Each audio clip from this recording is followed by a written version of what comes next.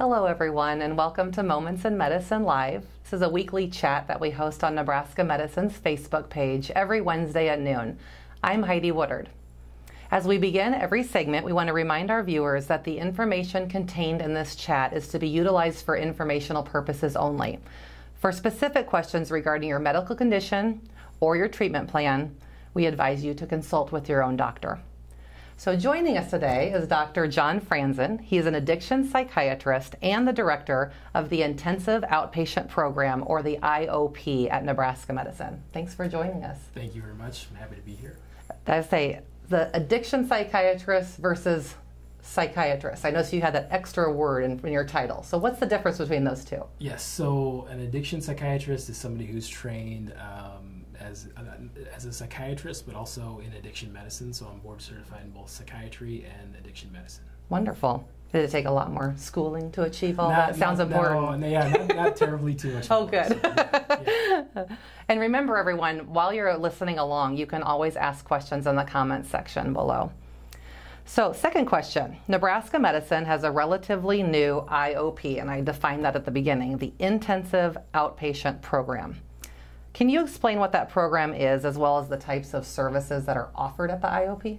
Yes, so the Intensive Outpatient Program that we have right now is a dual diagnosis program. So we treat individuals with both mental health related issues and also addiction related issues. So and treat them in one spot. So the Intensive Outpatient Program is designed where it's 12 hours a week, and people will do both individual therapy and group sessions as well.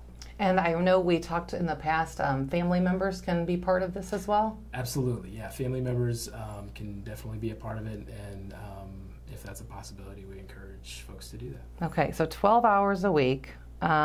We talked about, let's see, there was a whole multidisciplinary team that is with that patient during the program. Can you describe what some of those titles are and what the roles that they serve? Yes, so we have therapy staff who's working with the individuals. So right now we have groups that run in the morning from 9 to noon, a second group that runs from 1 to 4, and then groups are available Monday, Tuesday, Thursday, Friday. Our therapy staff is fantastic, and they're doing the bulk of the work here, and they're doing group sessions with patients, and during that 3-hour block they might do 3 separate groups working on different therapeutic modalities that can be helpful for patients. Great. So what are the most common things that you might see in people? Taking a step back, so just in addition we have nursing staff as well who will do a variety of different things for us, and also our front staff. Okay, so the therapists, the nurses, the front staff. Okay. And myself. Okay. So what are some of the most common things you see in people who visit the IOP? So the most common things we see are going to be mood disorders like depression-related issues, anxiety disorders like post-traumatic stress disorder or generalized anxiety disorder. And then in addition to that, we'll see substance use-related issues like alcohol, marijuana, methamphetamine use tend to be some of the most common that we see. And it's important to note that the IOP does not differentiate. You know, it's not just the behavioral health side, and then if you have the addiction on top of it, you were being sent someplace else. It's a wholly comprehensive, which is unique. I would say yes. I mean, the two go hand in hand together. There's a lot of substance use disorders can present with depression, anxiety related issues, and vice versa. A lot of folks that have mood disorders or anxiety related disorders are going to be at higher risk for substance use as well. So yeah. So what's the expected commitment level for IOP? You talked about 12 hours, but then the duration of the week time span. Yes. How many weeks? So it's 4 to 6 weeks. I would say most folks at this point are going about 6 weeks. Okay. And what's the typical size of a group? therapy? The size of the group, 10 people is our max. Okay, so, that's good to know. It's not too intimidating then. Yes, great. That's right. Yep. So it is not a mere coincidence that we decided to focus in on this particular topic around the holiday season. Because I think although, people experience depression, anxiety throughout the year, sometimes it can be a little heightened during the mad rush of the holidays and trying to get everything done and kind of evaluating how your year went and getting ready to head into the new year. But there's obviously a stigma that sometimes comes attached to depression, anxiety, and those who are active in trying to seek treatment. If you were to have diabetes, if you were to have cancer, no one would question reaching out for medical assistance. So can you kind of speak to those folks who might be on the fence, that they feel like, I haven't felt great in a while, but I don't know if I really want to go there and seek treatment? Yeah, I tell folks I work with, pretty normal folks who tend to have issues. And so I think if somebody is struggling with a substance use related issue, or maybe their depression is contributing to that, it's hard to want to reach out. There's a tendency to pull back or feel like I'm the only one going through this. And I would say that depression, anxiety, these are some very common things that we see and are also very treatable. And I would also say that, with the right support and care, individuals get sober, and so they, usually I tell folks, if we try enough different things, at some point we're going to get the results you want to get.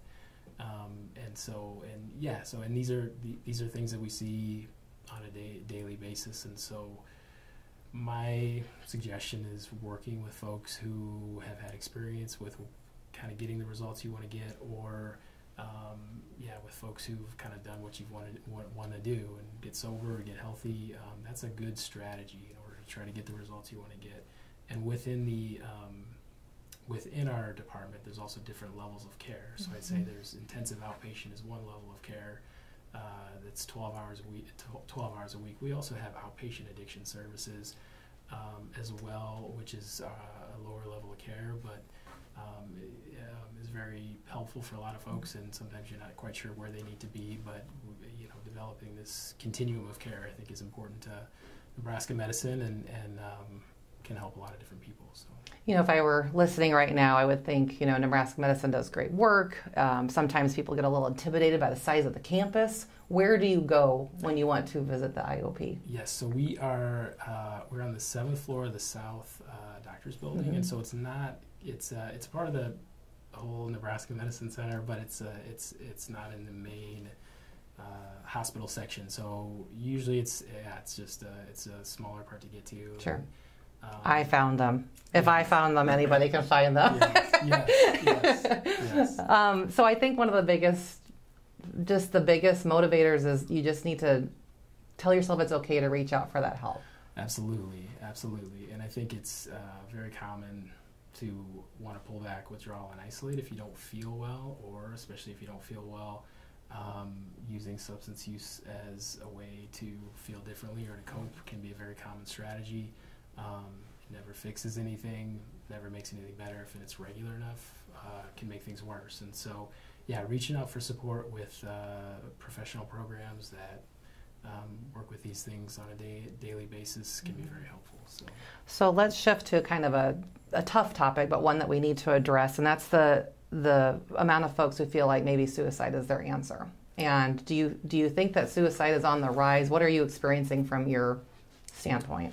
Yeah, we're seeing a rise in younger adults with suicidal thoughts, people that have had plans about suicide, and then people that have actually attempted suicide. So substance use can put somebody at an increased risk for these types of suicidal thoughts or gestures. And so this is something that's not necessarily getting talked about a lot right now, but I think is really important, and I am seeing it on the rise, and there's good treatments available for these types of things, and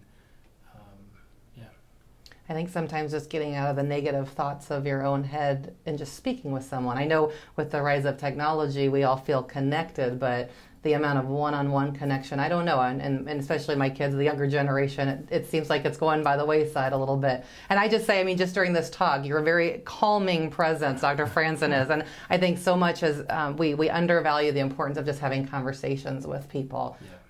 So I would refer him to anyone. Okay, so I'd like to shift to something that we all know as the winter blues. That's kind of the common terminology. It's important for people to realize that seasonal affective disorder, or SAD, is a real thing. Can you describe some of the symptoms that people might experience this time of year with SAD? Yeah, people can feel like their mood is lower, decreased energy, difficulty concentrating. They might have sleep changes, and maybe it might impact their motivation too. Sure. And do you see that within the IOP? We do see that.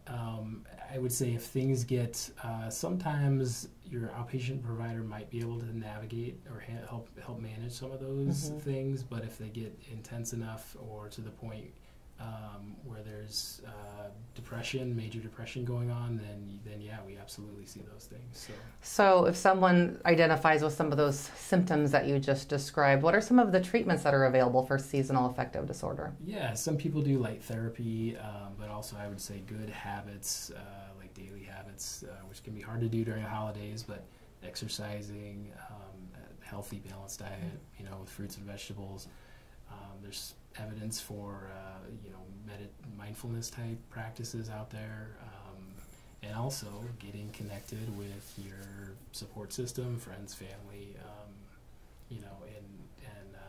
and there's with a kind of light therapy, just getting outside, being outdoors can be helpful too.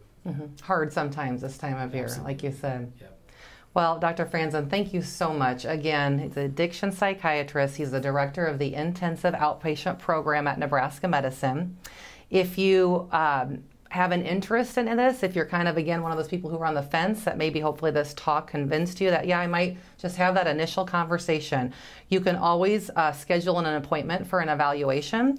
To do that, you simply call 1-800-922-0000, and you can always find more information on nebraskamed.com.